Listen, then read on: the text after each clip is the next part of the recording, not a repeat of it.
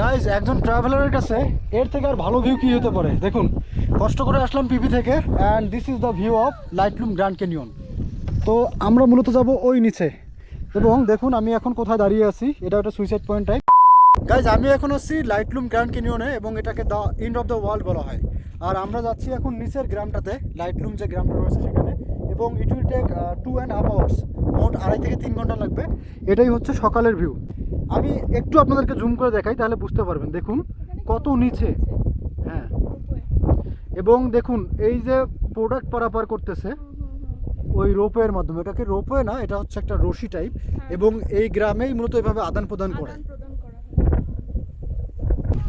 এবং এটাই হচ্ছে সকালবেলার ভিউ। আপনারা দেখুন, আমরা মূলত নিচে যাব গ্রাম এরিয়াটাতে।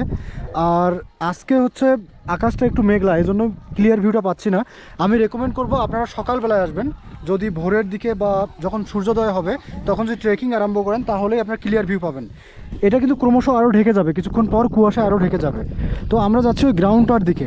গাইজ একজন ট্রাভেলারের কাছে এর থেকে আর ভালো ভিউ কী হতে পারে। দেখুন, কষ্ট করে আসলাম পিপি থেকে, and this is the view of লাইটলুম grand canyon. তো আমরা মূলত যাব ওই নিচে, এবং দেখুন আমি এখন কোথায় দাঁড়িয়ে আছি। এটা একটা সুইসাইড পয়েন্ট টাইপ। আর আমরা আসলাম উপর থেকে। তো উপর থেকে ট্রেকিং করতে করতে এই নিচে আসলাম, এবং আরও নিচে যেতে হবে। It will take 2.5 hours. এবং আপনাদের কাছে কেমন লাগছে অবশ্যই কমেন্টে জানাবেন।